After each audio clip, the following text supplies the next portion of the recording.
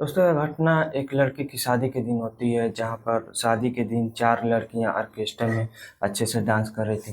तभी क्या होता है कि अभी तो नौजवान लोग कुछ नहीं करते, लेकिन जो दूल्हे का बाप होता है वह चारों लड़कियों को लेकर फरार हो जाता है। कोई नहीं कहता है कि 10 रुपये कोई भीख मांग रहा हो और दे रहा हो, मांग रहा हो अपने मर्जी के लिए, कुछ के लिए, तो कोई नहीं देगा। और उसने ऑर्केस्ट्रा वालों को लेकर फरार हो गया और 2-2.5 लाख रुपये बोल रहे थे कि उधर उड़ा भी दिया। तो चलिए इस कहानी को विस्तार से समझाते हैं, और इस पूरी कहानी सुनने के लिए मेरे वीडियो में बने रहेगा। वीडियो अच्छा लगे तो लाइक कीजिए और चैनल को सब्सक्राइब कर दीजिए, ताकि नए नए वीडियो आए तो आपका नोटिफिकेशन आपके पास जाता रहे। तो चलिए इस कहानी को विस्तार से समझाते हैं, वीडियो में बने रहिएगा। दोस्तों एक लड़के की शादी पार्टी चल रही थी। एक मशहूर ऑर्केस्ट्रा कंपनी अपनी 4 शानदार लड़कियों के साथ डांस कर रहा था और बारातियों का मनोरंजन करा रहा था। तभी दोस्तों एक जिस लड़की अपने डांसर्स की वजह से नाच रही थी अपने शरीर से, उन्हें लग रहा था कि कोई गलत ना हो जाए, मारपीट झगड़ा मत हो जाए। लेकिन जिस बात का डर था वही हो गया। जो स्टेज से चारों लड़कियां एक बार गायब हो जाती हैं, और शादी का जो कार्यक्रम होता है वो बीच में रोक दिया जाता है और उन लड़कियों को ढूंढना जाता है। ढूंढने के बाद जो वो मिलती हैं, जिस हालत में मिलती हैं, उनके पीछे का एक आदमी का नाम निकल कर आता है। वो जो जिस लड़के का शादी होती है वही दूल्हे का बाप होता है। तभी उसके बाद एक गांव में दंग लोग हैरान हो जाते हैं ये बात सुनकर। तो चलिए इस कहानी को पूरी तरह से सुनाते हैं। ये कहानी बहुत ही दिलचस्प होने वाली है। वीडियो अच्छा लगे तो लाइक और चैनल को सब्सक्राइब कर दीजिएगा। मेरा नाम अंकित गुप्ता और आप देख रहे हैं स्टोरी बाय अंकित। तो यह बात है उत्तर प्रदेश की जिला विक्रमगंज की। यह एक संपन्न परिवार होता है और अपने बेटे की शादी धूमधाम से करने के लिए एक 2-250 बाराती 50 गाड़ियों के साथ लड़कियों के घर पे बारात लेकर जाते हैं। तो जब 50 किलोमीटर बारात लेकर जाते हैं, ठीक ठाक टाइम पर 8 बजे टाइम पर बारात पहुंच जाती है। और वहाँ पे लड़की वालों ने बहुत अच्छे से इंतजार किया था और अच्छे अच्छे खाने का इंतजार किया था। और बारातियों की संख्या ज़्यादा थी, तो जो लड़के वाले थे वो लड़कों को दिल दहलाने के लिए उनको ऑर्केस्ट्रा का प्रोग्राम लिखवाए थे, जो बहुत अच्छा था। तो सभी लोग पहुंच जाते हैं, नाश्ता वास्ता करते हैं, पानी वानी पीते हैं, खाना वाना खाते हैं। और जब 9 बजे से ऑर्केस्ट्रा प्रोग्राम चालू होता है, तो जो पहले का ऑर्केस्ट्रा होता था उसमें आदमी ही लड़की बन जाते थे और हिजरे उजरे छक्का उक्का बनते थे और गाते थे। और लेकिन इस जो जमाना है ये डिजिटली हो गया है। साउंड सिस्टम रहता है, भोजपुरी गाना बजता है, हिंदी गाना और हरियाणवी हॉलीवुड बॉलीवुड गाना बजते हैं और वो लड़कियां नाचते हैं। और जो 3-4 लड़कियां होती हैं वो अच्छे से डांस करती हैं। जो 4 लड़कियां थी उसमें, तो 2 लड़कियां एक एक साथ या 3-3 लड़कियां 4-4 कभी कभी लड़कियां एक अच्छे तरीके से बहुत खूबसूरत से डांस करती हैं। और लोगों अपने पास बुला कर आते हैं और पैसे देते हैं और अच्छे से मनोरंजन कराते हैं। इस तरह से वो लोग कुछ पैसे भी देते हैं। वो कोई भी रहता है, वो घर वाले भी होते हैं या बारात वाले भी होते हैं, रिश्तेदार भी दे सकते हैं, कोई भी दे देता है पैसा अच्छा देकर। तो ऐसे ही कार्यक्रम चल रहा था। लेकिन ये 4 लड़कियों में एक लड़कियां होती है, उसका नाम शोभा होता है। वह जिधर भी जाती थी चारों तरफ इतना खूबसूरत थी कि उसको देखकर सबको दिल बहल जाता है। बहुत जबरदस्त थी, उसका लुक बहुत अच्छा था। जिधर भी जाती लोग बेहल जाते हैं, दिल पिघल ही जाता। सब लोगों की निगाहें उसी पर टिकी रहती थी। और इसी में एक लड़के की नज़र थी। जो लड़का था उसका बाप था, और जो लड़का का बाप था, दूल्हे का बाप था, वो राजेश था। और वो बहुत पैसा लुटा रहा था, पैसे पर पैसे लुटा रहा था। और उनको जो चढ़ा रहे थे पैसे, तो उनके घर वाले बाराती थे, रिश्तेदार थे। लुटाओ यार, आज खुशी का दिन है, रोज थोड़ी ना बेटे का ब्याह करना होगा। उठाओ खूबे लुटाओ लुटाओ, कि हम बता देंगे किसके घर की शादी है, बहुत अमीर वाले। तो देखते हैं कि लगता है लोगों को कि काका आज अपने बेटे की शादी में अपना भी सेटिंग ले जाएंगे, अपना भी शादी कर लें। तो जो काका थे, राजेश थे, पैसे पर पैसे लुटा रहे थे। तो वो जो ऑर्केस्ट्रा में लड़कियां होती हैं, अच्छे से डांस करती हैं, वो सबका दिल उन पर भी बहल जाता है और सारे लोग का दिल बहल जाता है। और उत्तर प्रदेश और बिहार में जब किसी का शादी होती है, तो पहले तो बरच्छा होता है, उसके बाद तिलक होता है, उसके बाद शादी होती है, द्वार पूजा भी होता है और जयमाल भी होता है, और फिर लास्ट में शादी होता है, सिंदूर भराता है। तो ये सभी रस्में वहाँ पर पूरा हो चुका था। अब जो लड़के की बाप था वो बार बार की नज़र वो शादी के दिन पड़ती है, तो जो लड़की के बाप राजेश होता है वो ऑर्केस्ट्रा देखने में बिजी था, और जो लड़के का चाचा होता है राजेश का छोटा भाई, वही सब जिम्मेदारी लेकर संभाल रहा था, अपने रिश्तेदारों के साथ संभाल रहा था। और बोलता है, वो गजब आदमी हो यार, तुम्हारे लड़के की शादी करने आए हो अपने कि ऑर्केस्ट्रा देखने आओ, ये क्या तरीका है, क्यों इसे घूम रहे हो? जब देखो तब तुम ऑर्केस्ट्रा में चले जाते हो और केवल पैसा उठाते हो, तुम्हारी बेइज्जती नहीं हो रही है? बहुत बेइज्जती हो रही है। तो जब तुम्हें यही देखना है, ऑर्केस्ट्रा देखना है, तो रिसेप्शन पार्टी होगा तब देख लेना, अभी शादी है, अभी तुम्हारे लड़के की शादी है, कुछ शर्म तो करो। मान रहा हूँ कि तुम्हारी अभी उम्र है, लेकिन यह कोई जगह नहीं है, तुम्हारी इज्जत ही जाएगी। तो तिलक का प्रोग्राम है, जो और कुछ प्रोग्राम है अपने हाथ में ले लो, और जो पैसे वैसे का इंतजाम हुआ है दहेज वहेज में, उन सभी को देखो। सब जब सब कुछ निकलवा देना तब थोड़ा देख लेना। अब ये तुम्हारे सब रिश्तेदार हैं तो कोई दिक्कत नहीं है ना। तो आधे घंटे के बाद जब जाते हैं तो सब लिपटा कर आते हैं, और जो लड़की के पिता होते हैं वो 2.5 लाख रुपए देते हैं लड़के राजेश को, बाप को, और 2.5 लाख रुपए राजेश अपने बैग में रखकर ऑर्केस्ट्रा देख रहा था। और जो इधर लड़की की शादी के लिए उधर बारात निकल जाते हैं, और आधा बाराती डीजे के पीछे चल जाते हैं और नाचने लगते हैं। और जो लड़की के पिताजी थे, लड़के के पिताजी थे, वो लड़की को ही देखे जा रहे थे, शोभा को, और वह लड़की को अपने पास बुलाया और कहा, यह जो लड़की है सोना, इसकी उम्र क्या है? तो वो कहता है कि क्या करोगे जानकर? वो कहता है 25 साल है। वो कहता है मुझे शादी करना है। तो जो ऑर्केस्ट्रा वाले ने सुना तो कहा, वो ठग आदमी था, उसने कहा चलो मेरा तो काम हो गया, मैं इससे पैसा ठगता हूँ, ज़्यादा डिमांड करता हूँ। तो कहता है इसका शादी नहीं हुआ, इसका शादी करा देंगे लेकिन बहुत ज़्यादा पैसा लगेगा। तो वो कहता है जो मर्जी चाहे वो ले लो। तो ऑर्केस्ट्रा मालिक कहता है 10-20 हज़ार दे दो। तो लड़के के बाप राजेश 20 हज़ार दे देता है। तो वो कहता है मेरा उसे शोभा से 10-20 मिनट बात करा दो, अकेले में बात कर लो, करेगी कि नहीं मेरे साथ शादी करेगी, कुछ कर्म करेगी कि नहीं? तो वो लड़के की ऑर्केस्ट्रा के मालिक होता है, वो कहता है देखो सोना, इसके पास पैसा बहुत है, इसे तुम जितना पैसा चाहो उसे निकलवा सकती हो, वो पिया है तो उसे मीठी मीठी बात कर लेना और पैसा आट कर चले आना। तो एक कमरे में जाते हैं और आपस में बातचीत करते हैं। तो सोना बोलती है बताइए साहब आपकी क्या सेवा करूं? तो कहता है कि लड़के का मालिक मुझसे शादी कर लेना और जो करना है उसके बाद करना। तो सोना कहती है शादी करेंगे, आपको कुछ ज़्यादा ही मिर्गी चढ़ गई है। वो कहते हैं आप जान रहे हैं मैं क्या करने आई हूँ, और मैं ऑर्केस्ट्रा वाली हूँ, कैसे एक लड़का आपसे शादी कर सकती हूँ? आप मेरे मालिक के बातों में आ गए। नंबर एक ठग आदमी था। सोना उसे बहुत समझाती है और वो कहता मुझे इससे कमी नहीं है, मुझको तेरे से मतलब है, अगर तू मुझसे शादी करोगी तो बोलो। तो सोना कहती है देखो मैं जितनी खूबसूरत जीवन में लड़की आती है, अगर मेरे आगे कोई नहीं है, मेरे पीछे कोई नहीं है, मेरा गुजारा करने वाला आगे कोई नहीं है, और मैं जिस तरह गुजारे करती हूँ कोई नहीं कर पाता है।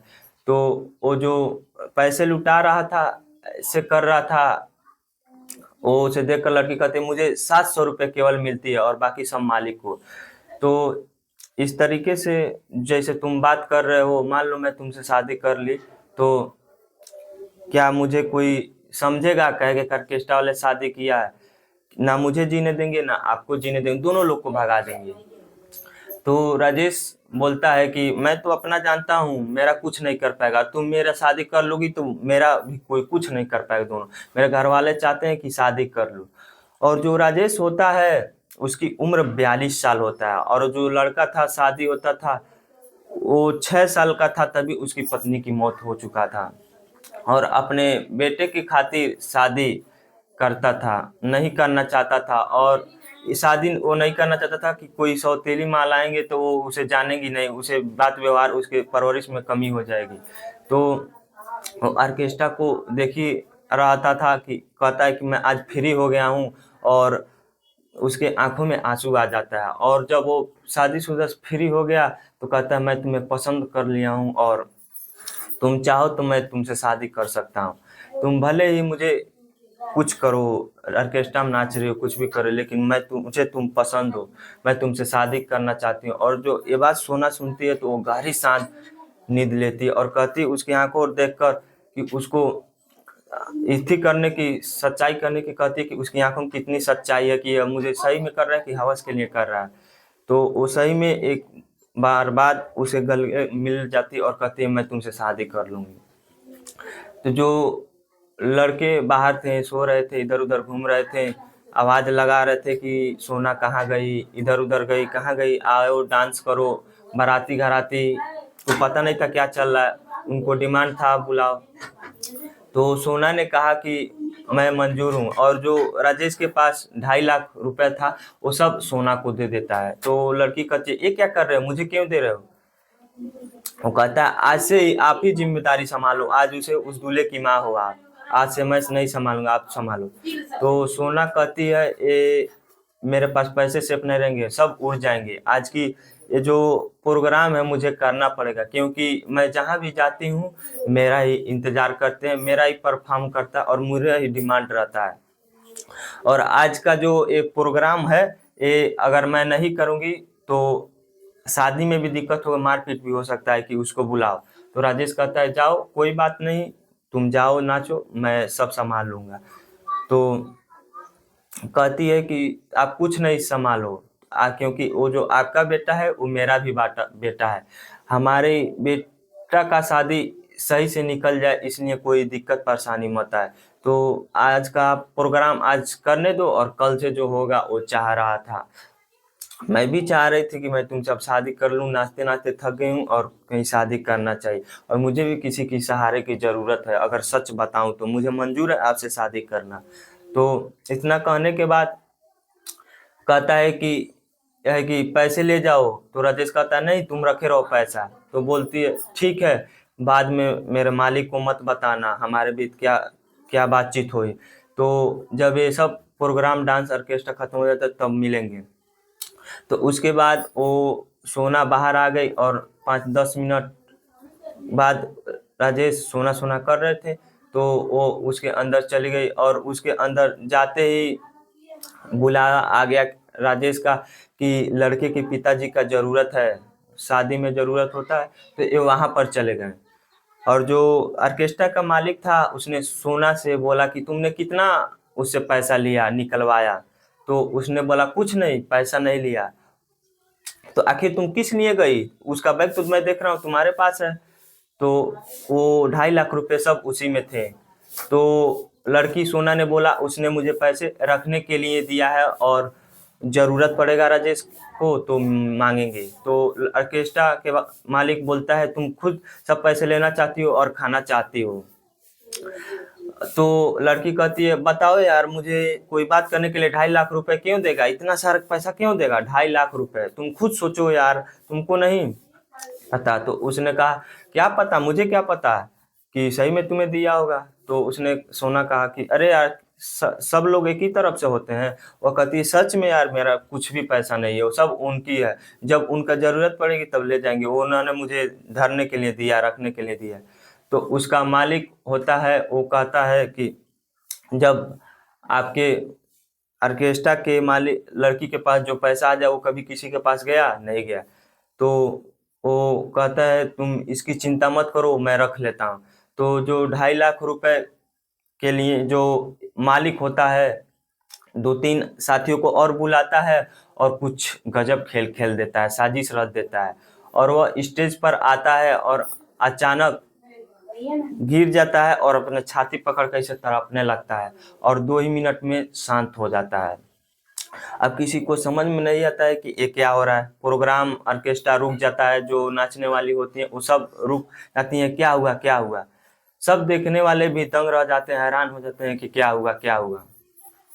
तभी जो उसका साथी होता है माइक से अनाउंस करता है कि मैं दोस्तों क्षमा चाहता हूँ कि जो हमारे मालिक हैं, ऑर्केस्ट्रा के मालिक हैं, संचालक हैं, उनकी बहुत ज़्यादा तबीयत खराब हो चुकी है, उनको हार्ट अटैक आ गया है। अब पता नहीं वो जिंदा है कि नहीं, मर भी सकते हैं। इसलिए मैं हाथ जोड़ के विनती करना चाहता हूँ कि आप लोग अपने जगह पर बैठ जाइए और ये प्रोग्राम स्टॉप कर दीजिए, यहीं पर बंद कर दीजिए। किसी की ज़िंदगी का सवाल है और ऑर्केस्ट्रा तो रोज़ होते जाते रहेंगे और उसको तुरंत हॉस्पिटल ले जा रहा है। तो जब लोगों को यह पता चलता है कि कौन होगा जो ऑर्केस्ट्रा के लिए बवाल करता है, सब लोग अपने अपने जगह पर बैठ जाते हैं आराम से।